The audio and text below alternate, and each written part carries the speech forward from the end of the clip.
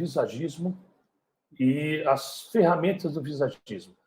Como essas ferramentas do visagismo são importantes no dia a dia e como elas surgiram, por que elas surgiram, qual é esse apelo que a gente tem a respeito das ferramentas, né? Então, primeiro a gente vai falar por que essas técnicas existem, né? E quais são as técnicas. O visagismo, como a gente vem falando, ele trabalha na sede da identidade, que é o rosto. E eu preciso buscar informações, eu preciso buscar conhecimento a respeito da pessoa no rosto dela, que é a sede da identidade. Também considerando muito o triângulo da vida, que é os olhos, o nariz e a boca. Então, esse triângulo da vida aqui diz muito ainda sobre a pessoa. Bom, por volta de 2007, foi quando eu realmente me decidi a começar a lecionar, a me tornar um professor universitário e começar a executar aulas, preparar as aulas, construir um conteúdo que as pessoas pudessem trabalhar, aprender e introduzir visagismo nos seus locais de trabalho. Então, o professor Hélio Sasaki, naquela ocasião, ele tinha dificuldade de tornar lúdico, ou seja, fazer com que as pessoas enxergassem o que ele estava falando, porque se ele estava falando, as pessoas tinham que ouvir. Mas os profissionais de beleza como eu, e certamente você, é muito visual. E aí a pessoa fala e eu praticamente não escuto o que a pessoa fala. Porque se a fala tiver... a gente brinca, né? Eu vou desenhar o que eu vou falar. Significa, eu vou falar, mas eu vou construir esse discurso de maneira a que a pessoa que está escutando comece a criar imagens. Nós chamamos em semiótica signos. Signos são imagens que significam aquilo que alguém está falando. E aí, trabalhando com os alunos na universidade, eu fui sentindo que, quando nós falávamos em medir o rosto, tinha uma discussão, né? Mas como assim? Como é que eu vou medir, né? Aí um pegava a régua, outro trazia fita métrica, outro fazia com o dedo, e era uma coisa meio que não fazia muito sentido para mim, então estava atrapalhado. Já existia naquela época uma ferramenta, e que também já era usada por profissionais que faziam sobrancelhas naquela época e tal, as pessoas usavam o paquímetro. O paquímetro é uma ferramenta muito conhecida dos profissionais, e o paquímetro dava para medir, sei, mais ou menos, né, o rosto. Às vezes não abria tanto para medir a largura do rosto, porque ele escapava, né? Ele tem uma montagem aqui. Se você não respeitar a montagem, ele separa. Vou mostrar para vocês como ele separa. Ó, você descuidou, puxou, ele soltou as peças todas. Ó. A outra até caiu no chão, quebrou, tá vendo? Ó? Então, tem um araminho aqui no meio, ó. Peguei, tá bom. Tem um araminho, né? Uma pecinha. Então, isso aqui tinha uma limitação. Ele só vinha até aqui. Às vezes não conseguia medir o rosto inteiro, ó. Só vinha até aqui, né? Então, eu falei, bom, se existe uma ferramenta de precisão para medir o olho, o outro olho, o nariz, a boca, tal, e não dá para medir o meu rosto inteiro, falta uma ferramenta. Eu preciso pensar em alguma coisa que possa me ajudar.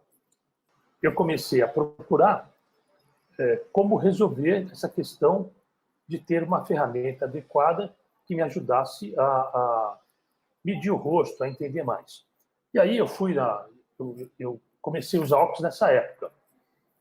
E fui numa ótica para fazer o óculos, colocar lente, e eles ficaram fazendo uns pontinhos assim numa lente que eu estava usando para encontrar onde o meu olho ficava a posição exata. Você coloca um óculos, mas depende de onde a íris da pupila da pessoa está. Você pode ser estrábico, você pode ter mais para cá, outro mais para lá. Como existe uma simetria facial, o olho também não fica no lugar exato. Então, o profissional coloca o óculos em você e vai e marca o lugar onde é o olho para ele começar a colocar o grau a partir dali. E aí, lá na ótica, a pessoa colocou essa régua em mim, tá vendo? Ó? Ela apoiava a régua nos meus olhos aqui, ó, e media o meu olho para saber aonde estava a numeração do meu olho. Vou chegar perto para vocês verem, ó. Tá vendo, ó? E aí a pessoa fazia isso, e eu comecei a perceber que a pessoa lá na ótica tinha uma reguinha, né? Então, eu pensei, nós precisamos criar uma régua. Nós precisamos de uma régua que possa nos ajudar a entender mais como construir esse entendimento. Como fazer com que isso fizesse sentido. E aí eu falei com... Eu desenhei uma régua que eu tinha imaginado na minha cabeça, uma coisa que eu achei que, poxa, isso aqui pode ser legal. Eu desenhei isso e cheguei lá na universidade, durante a aula, eu chamei meus alunos e falei, olha, eu estou aqui pensando numa forma de ajudar todos vocês a construir um entendimento maior sobre como medir o rosto. Para tanto, a gente tem que criar uma régua. Então, eu vou dar para vocês uma sugestão, que eu tive uma ideia, desenhei a ideia, mas eu preciso que vocês ajudem a pensar melhor se essa ideia faz sentido para vocês ou não. E aí comecei a explicar sobre a régua, tal, não sei o quê, e uma das minhas alunas, alguns de vocês certamente conhecem, Sandra Rojas. Hoje ela cuida do Congresso de Tricologia da Ré Brasil, uma aluna aplicada, dedicada, esforçada. Ela falou assim, professor, eu acho que eu consigo ajudar. Eu pensei que ela fosse me falar sobre uma maneira de fazer melhor aquela régua. Ela falou, olha, eu tenho um profissional que trabalha lá no meu salão, que ele tem muita habilidade, ele é muito habilidoso. E certamente, a partir desse seu desenho aí, ele vai conseguir ajudar a gente a fazer essa ferramenta.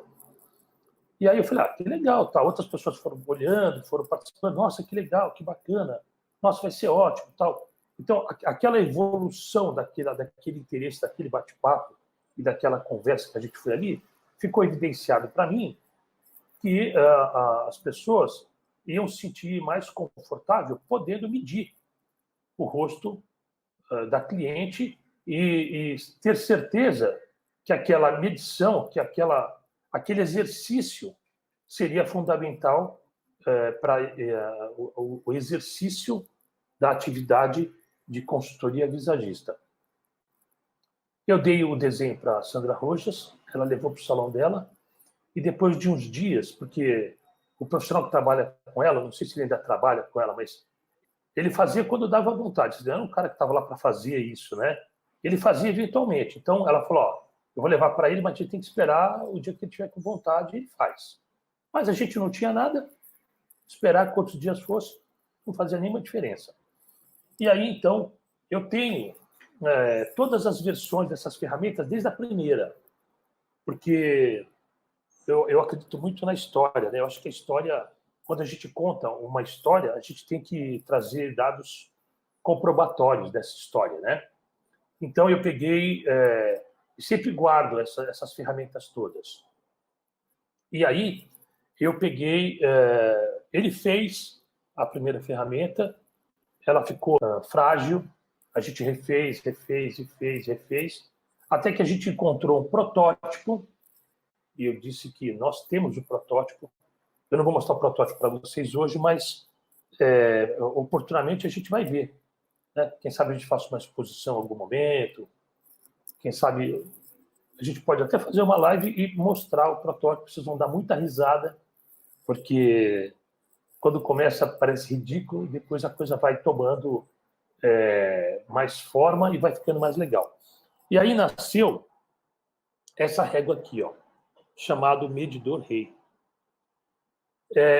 Ele tem a ideia do que eu desenhei, mas ele criou a colocação dos parafusos direitinho, a fixação das hastes, ela corre sobre um trilho, e ela tem 4 palhetas para medir 3 partes do rosto, e aí precisava um lugar exato para segurar, né, para colocar no rosto, assim, e tal, né? E aí tinha que apoiar o lugar onde coloca, soltar a peça, girar a peça para o lugar onde que é a medição certa, trava o lugar, e aí aperto a peça atrás. E assim, a gente criou a primeira ferramenta exclusiva de visagismo. Foi isso. Foi a primeira régua que a gente criou para visagismo, a primeira régua. E aí, cada vez a gente foi sofisticando, porque aí ele fez o protótipo, depois eu tive que encontrar uma empresa que fizesse, uma marcenaria. Os caras falavam, não, isso daí é muito difícil, muito detalhe, daí tem que fazer uma prensa no lugar, e aí o valor ia para 40, 50 mil reais só para fazer uma prensa. É um negócio surreal. E aí eu fui, até que encontrei outro, e a coisa foi caminhando, e eu consegui fazer quantidades e consegui fornecer para os alunos, e os alunos começaram a estudar e a fazer as consultorias usando essa régua. E a gente tinha que dar um nome para a régua, né? Vamos dar um nome para a régua. E a gente pensou em vários nomes que não tinha nada a ver, que não fazia sentido nenhum e tal. Mas, enfim, a gente tinha que pensar no nome, né? Aí eu pensei assim, bom, para que essa régua serve? Ela serve para medir o rosto, razão, emoção e intuição. É isso que a gente sabe. É a única régua que existe no mundo que foi desenvolvida por visagistas dentro de uma universidade com a intenção de medir razão, emoção e intuição. Foi a única vez, o único lugar que nós conseguimos fazer isso e trazer uma ferramenta que fizesse sentido, que ajudasse a estudar e a fazer o cálculo exato, que as pessoas que olhassem para a ferramenta falassem, nossa, que interessante. A gente falava assim, é uma ferramenta de visagismo. Ah, tá, mas como é que chama? É uma régua. Tá, mas qual o nome da régua? Aí eu, de improviso, pensei, régua, rei, medidor. Não, régua. Não, medidor. Não, medidor. Vamos chamar de medidor. Então, é o medidor rei. Como chama essa ferramenta hoje? Medidor rei. Por quê? Porque mede razão, emoção e intuição. E nasceu a régua medidor rei. Essa régua surgiu por volta de 2008. Comecinho de 2008 foi quando a gente começou a desenvolver a primeira vez essa régua. Então, para dizer para vocês que as coisas não acontecem do dia para a noite, né? Tudo, eu conversava com um amigo meu,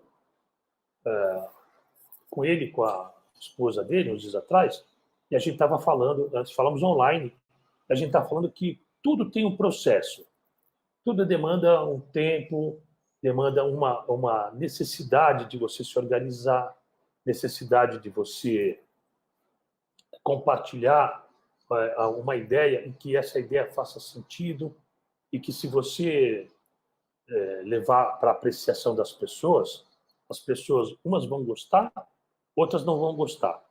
E eu sempre dei mais atenção para as pessoas que não gostavam, porque quando elas falam o que elas não estão gostando, eu consigo melhorar aquilo que eu estou desenvolvendo.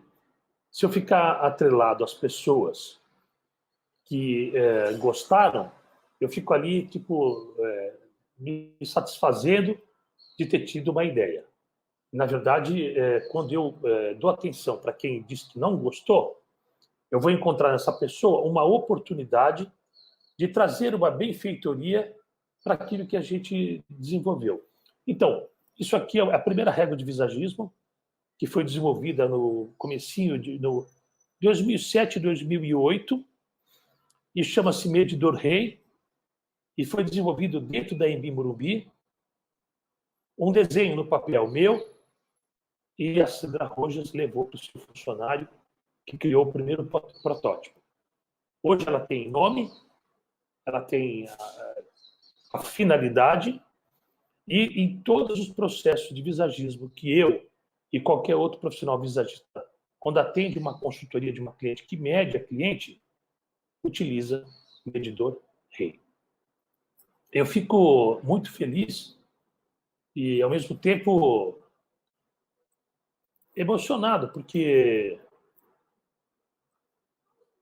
ter uma boa ideia, todo mundo tem todos os dias boas ideias. A verdade é que a gente tem uma ideia, mas fica com vergonha de falar da ideia, fica com vergonha de se expor. O visagismo ele é muito recente. Ele está no Brasil só há 25, vamos completar 26 anos em junho. Então, significa que é muito jovem ainda.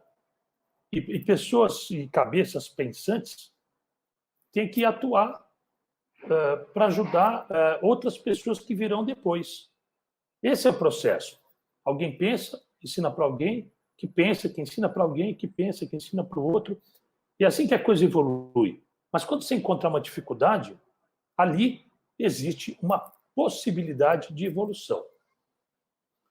Depois que a gente criou o medidor Rei, a gente sentiu que havia uma necessidade de entender sobre os formatos de rosto, né?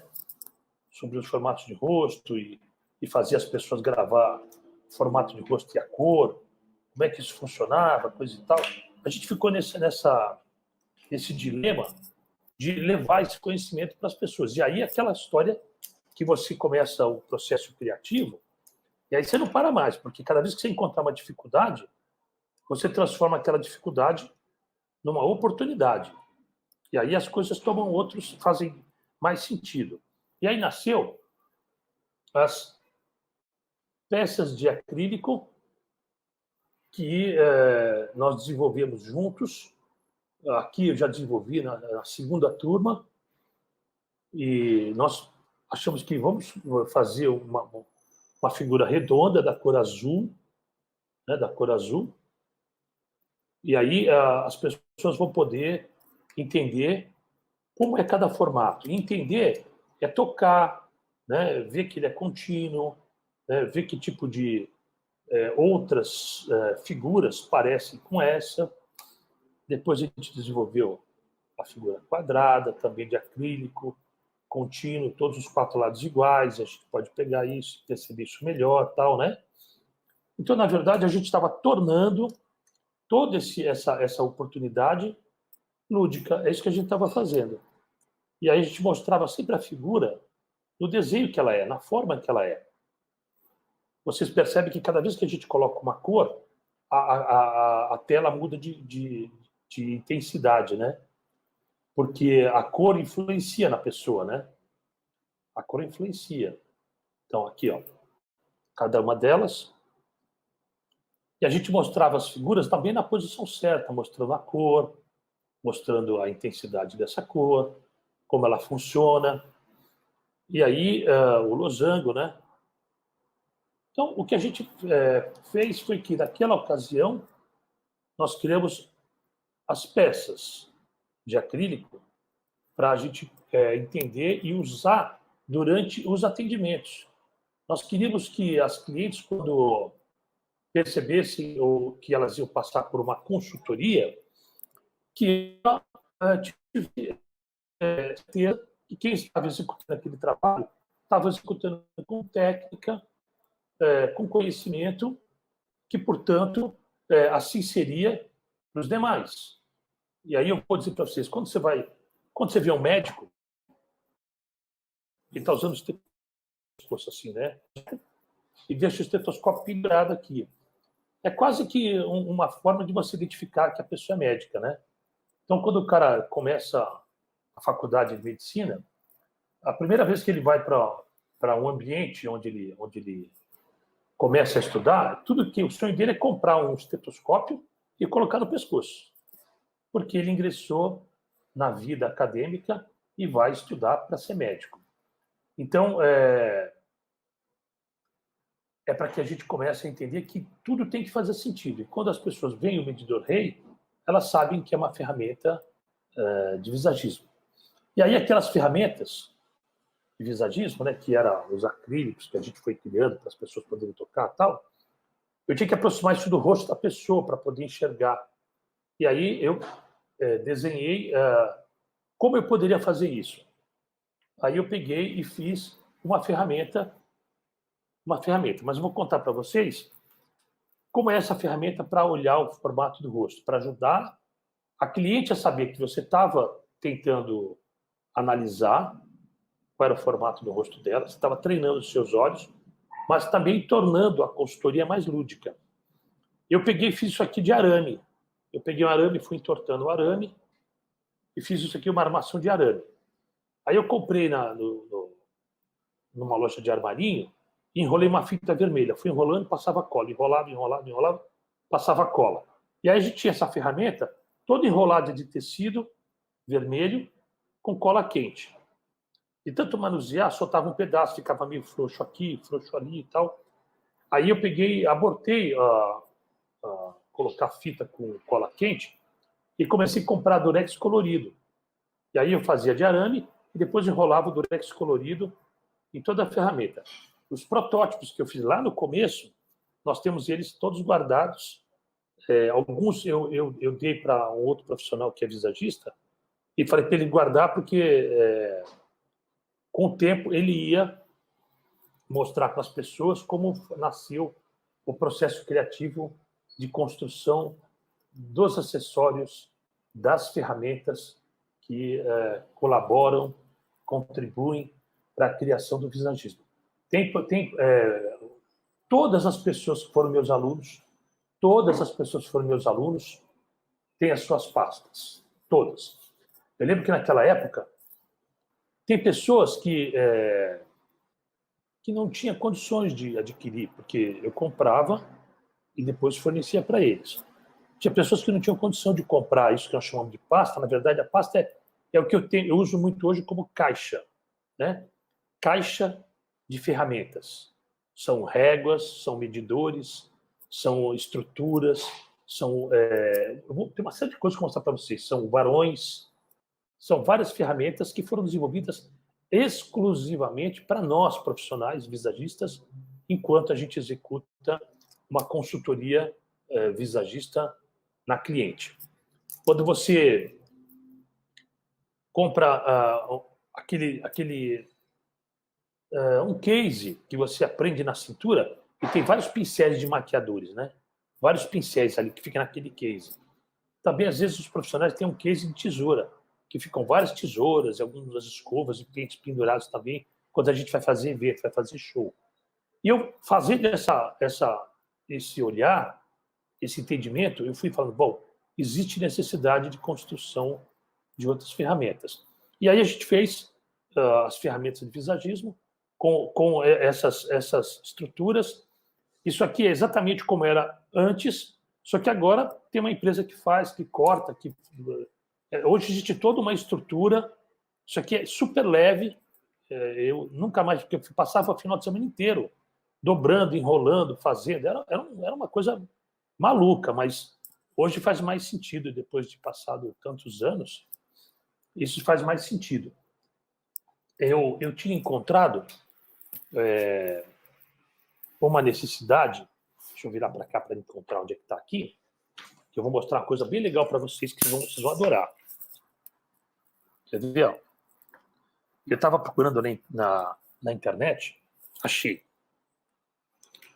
Eu estava procurando na internet como eu podia fazer para encontrar um disco de cores. Então a gente falava de formas, a gente falava de cores, a gente falava de visualização, gestual intuitivo, cores e formas e linguagem. Essa é a estrutura organizacional do visagismo, né? Visualização, gestual intuitivo, cores e formas e linguagem. Essa é a estrutura original do visagismo. Está baseado nessas 4 possibilidades: visualizar, o gestual, as cores e formas e a linguagem que você fala e a linguagem que a cliente fala para você. E aí eu estava precisando encontrar uma coisa de cores, E aí eu pesquisando, eu encontrei isso aqui, ó, né? Eu encontrei isso aqui na internet. E quando eu encontrei isso aqui, eu achei bacana, legal, tal. A empresa que vende isso aqui, a empresa é uma empresa da Inglaterra. É uma empresa da Inglaterra que vende isso. né? E que esse disco aqui dentro vira, tal, né? E aí eu fiz contato com eles para conseguir me fornecer, para me fornecer para os meus alunos. Eu entrei no site deles para adquirir esses discos aqui. Mexendo no site deles, eu descobri que eles não vendiam só disco de cores, eles também vendiam uma régua de medir proporção áurea. Essa régua, para medir proporção áurea, já é utilizada aqui no Brasil, mas é utilizada no mundo inteiro por dentistas. Os dentistas usam essa régua de medir proporção áurea para calcular a largura, a altura e o ponto de brilho de cada dente. Dentro da proporção áurea, 1,618. Existe uma régua que faz isso. E eu fiquei enlouquecido. Falei, nossa, que legal isso tal.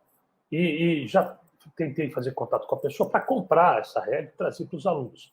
E aí ele falou, não, só pode comprar essas réguas quem é dentista. Não é qualquer pessoa que pode comprar. Só pode comprar e adquirir essas réguas quem é dentista. Eu falei, tá bom, ótimo, tal. Ok, tudo bem. Então, eu voltei a navegar no site deles e encontrei a mesma ferramenta agora para profissionais de beleza.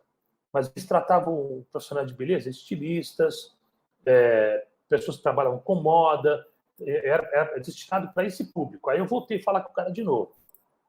Ele falou, não, mas daí é para quem trabalha com moda. Eu falei, mas nós trabalhamos com moda. Não, mas é moda, não, a roupa e a cabeça está tudo junto. Não fica separado, é a cabeça, é tudo junto. E aí, eu falei, ele falou, olha, eu vou checar a possibilidade e te falo depois. Que é essa régua aqui, ó. Essa régua aqui, ó. Ela nem cabe toda na imagem, mas eu vou afastar para vocês verem, ó. Essa régua aqui, tá vendo, ó? Essa régua mede 1,618. Essa régua. Passou uns dias, ele me passou um e-mail dizendo que essa régua já estava fora de linha, que não tinha mais. Foi para ele, mas tem lá no site de vocês. Ele falou, sim, mas já está fora de linha, a gente não está vendendo, porque não está tendo muita saída, então a gente não está vendendo, não está fabricando mais. Bom, o processo foi moroso, ele falou não para mim 30 vezes, eu não desisti, eu continuei insistindo. Passavam os dias, eu fazia contato com ele de novo, e fui insistindo, até que ele falou assim, olha, eu chequei aqui no estoque, nós temos algumas peças, mas só uma está inteira, as outras todas estão quebradas. Então, só tem uma aqui inteira. Eu vou fazer uma coisa, eu não vou nem te vender essa que está inteira, eu vou mandar para você essa que está inteira. Eu vou dar de presente para você, porque você é tão insistente, você é tão chato, que eu vou dar essa régua para você parar de me encher. Né? E essa régua, ó, vou mostrar para vocês aqui, essa régua, é a régua de medir proporção áurea. E aí ele mandou a régua para mim. Mandou da Inglaterra aqui para o Brasil.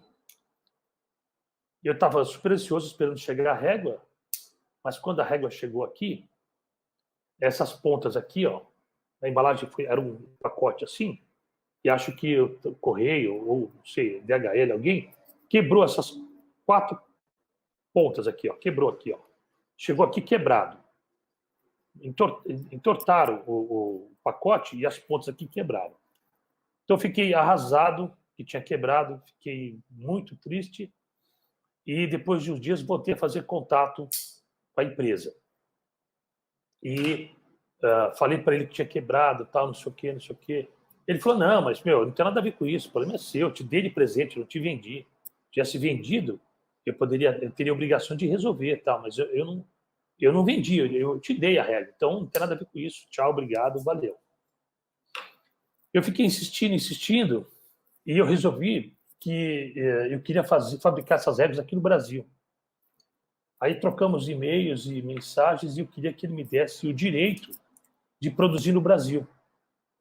Ele falou assim, mas você vai conseguir, porque isso daí é feito de madeira marítima. Não é uma madeira comum, é uma madeira marítima. E existe todo um projeto específico para fazer isso. Eu falei, meu, você me manda o projeto, você me manda a madeira, toda a especificação do processo de construção dessa peça, você me manda que eu vou tentar produzir aqui no Brasil.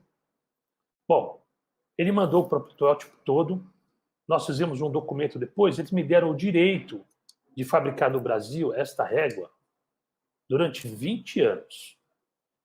Eu só vai vencer o meu contrato de exclusividade com essa empresa inglesa em 2029. Para você ver que, olha que maluquice, né? Ficar atrás da pessoa para conseguir fazer uma régua que poderia ser utilizada no visagismo. E aí eu mantive o mesmo nome, que é régua de medição de proporção áurea, exclusivamente para corpo, para o corpo. Eu não mudei, no contrato diz que eu não posso mudar a natureza da operação da peça, eu não posso usá-la para outro fim, a não ser aquele que ele se destina, e assim por diante. Todo um contrato, e aí começamos a fabricar no Brasil. Foi difícil encontrar quem fazia a fabricação com madeira marítima, que ela pode molhar, pode acontecer qualquer coisa, mas ela não enverga, ela continua no mesmo formato.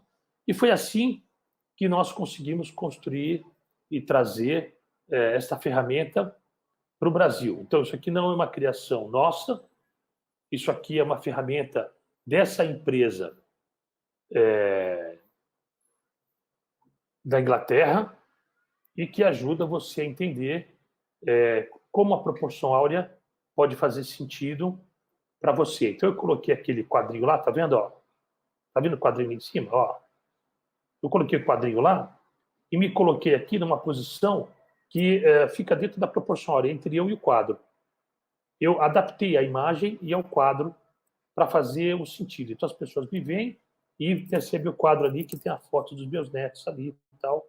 Eu pendurei onde fica o lugar da mandala e pendurei vários quadros até encontrar um que fizesse sentido dentro da proporção áurea e que você tivesse um olhar focado nos meus olhos para que eu possa passar para vocês informações a respeito do visagismo. Então, ó, outra ferramenta que surge, e essa ferramenta mantém o mesmo nome, régua de proporção áurea, exclusivamente para medição do corpo.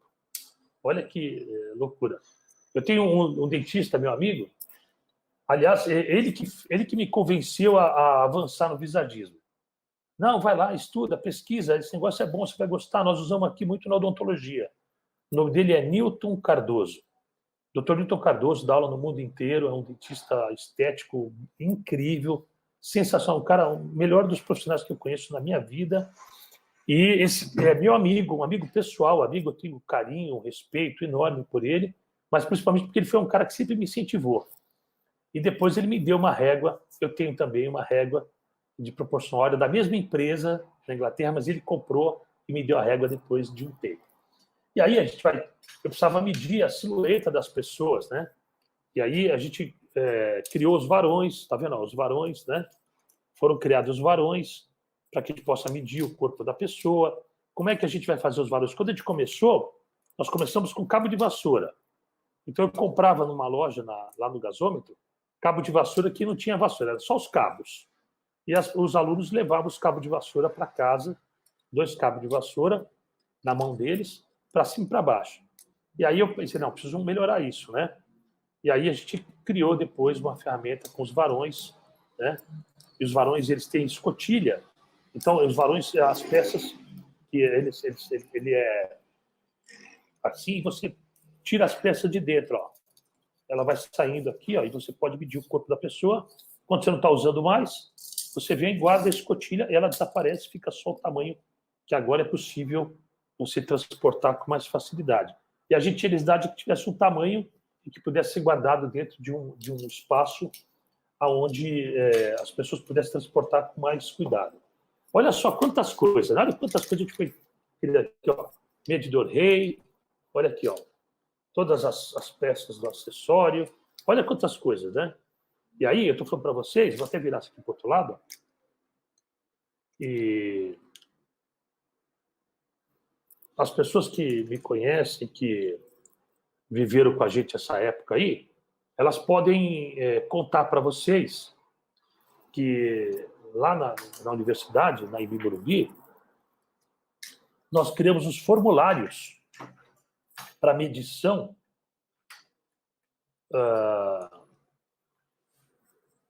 eu meço a pessoa e preciso anotar isso em algum lugar. E nós tínhamos que criar os formulários, né? E aí eu criei cada formulário para cada coisa, junto com todo mundo. Porque acabava, uma turma se formava e via uma nova. E aí eu continuava com essa nova, outro processo de desenvolver outras coisas. Então, assim, não fui eu exclusivamente, não. Era um grupo de profissionais e pessoas envolvidas no processo que pensavam sobre como aquilo poderia ajudar e colaborar para o processo do trabalho do atendimento. Eu tenho outras ferramentas que eu queria mostrar para vocês aqui, mas eu vou deixar para a gente fazer uma parte 2. E aí, na parte 2, a gente mostra as outras ferramentas que foram criadas depois e como foram criadas, quem foram as pessoas que participaram do desenvolvimento e como as coisas foram surgindo. Mas eu vou deixar essas outras ferramentas, outras regras, para depois. Para dizer para vocês o seguinte, que a estrutura, o andamento e a construção desse trabalho nasce dentro das universidades. É o visagismo acadêmico, porque foi desenvolvido dentro das universidades e por muitas pessoas. A Juliana, né? Juliana, que também foi aluna, a Beatriz também, minha querida, também foi minha aluna. Ela sabe que esse processo foi uma coisa que foi desenvolvido lá dentro. Depois, a Embi Morumbi construiu um laboratório de consultoria. E aí nós desenhamos como deveria ser o laboratório, como deveria ser cada baia de atendimento de visagismo, como deveria constar um espelho. É todo um processo, né? A Ferrante, que faz cadeiras Ferrante, a Ferrante desenvolveu conosco um espelho em 3D muito lindo. O Caio, naquela época, estava começando a trabalhar na Ferrante e ele ficou incumbido de, junto conosco, criar um espelho em 3D exclusivo para visagismo. Então, você vê que a gente foi se articulando, a gente foi evoluindo. Então, como aquilo acontecia dentro da universidade, eu tomei o cuidado para que não falasse, porque eu sei que a gente fala o visagismo segundo Claude Julliard, o visagismo segundo Philip Hallwell. Cada um tem a sua importância, e é muito importante no processo, mas não existe um visagismo segundo Robson Trindade. Existe um visagismo que nasceu e foi desenvolvido e criado dentro das universidades. Por isso é visagismo acadêmico. Eu posso até ser o maestro desse desenvolvimento, mas eu não sou o dono, porque o dono é todo mundo que trabalha, todo mundo que tem interesse em estudar visagismo, avança no mesmo sentido, com o mesmo objetivo, lembrando que aprender e entender de visagismo é extremamente bacana, mas a parte difícil, a parte mais complicada é quando você precisa criar as coisas que ainda não existem. Hoje existem formulários específicos, hoje existem maquetes específicas, hoje existem ainda outras ferramentas que eu não tive tempo de mostrar hoje. Existem muitas coisas que ocorrem no decorrer desse caminho de construção de visagismo, que não é uma coisa Robson Trindade, né? É uma coisa de visagismo acadêmico, porque nasce dentro das academias. Então, você fala, mas o Robson... Não é o Robson. Eu falo para você, não fala Robson, porque, embora eu tenha desenvolvido, embora eu tenha pedido ajuda para outras pessoas, embora mesmo na dificuldade a gente não tenha desistido, mas nós fizemos isso tudo junto. Não era eu isoladamente. Mas quando a gente vai assistir um concerto, quando a gente vai assistir um concerto, quem mais aparece no concerto é o maestro, né? Mas muitas vezes ele é o único que está de costas, né? Ele está de costas para o público. Por quê? Porque o compromisso do maestro ficar ali frente à orquestra, ele fica de frente com a orquestra, mas de costas para o público. Porque ele está ali para orquestrar aquelas pessoas, para que elas possam oferecer o espetáculo para o público. Então, eu me sinto nessa situação do visagismo acadêmico, possivelmente um maestro, mas eu me ponho de costas para as clientes, não porque eu não as considero, pelo contrário, elas são imensamente importantes para mim e para todos nós.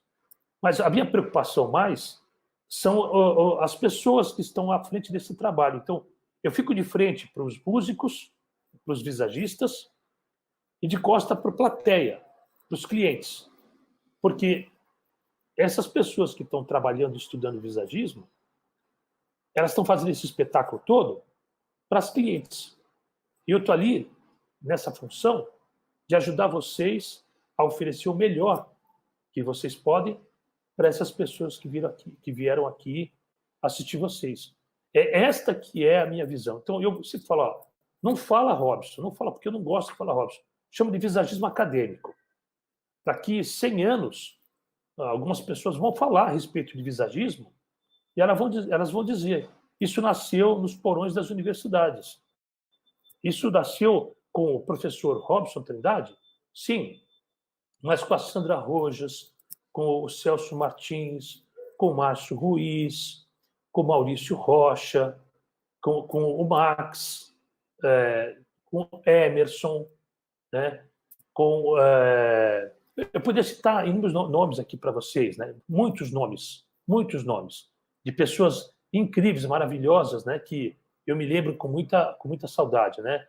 Com a Leia, com muita gente muito importante. O Jean hoje é um cara muito consagrado, um cara maravilhoso que faz colorações incríveis e se destacou muito porque ele tem um olhar mais apurado, né? Ele é um visagista com olhar apurado em cores. E ele desenvolve um trabalho lindo. Dá para mostrar para você o seguinte, que você não precisa fazer aquilo que as pessoas estão fazendo. Você precisa conhecer o processo, entender o processo e depois escolher o nicho que você vai atuar. Porque numa orquestra, as pessoas tocam muitos instrumentos, diversos instrumentos.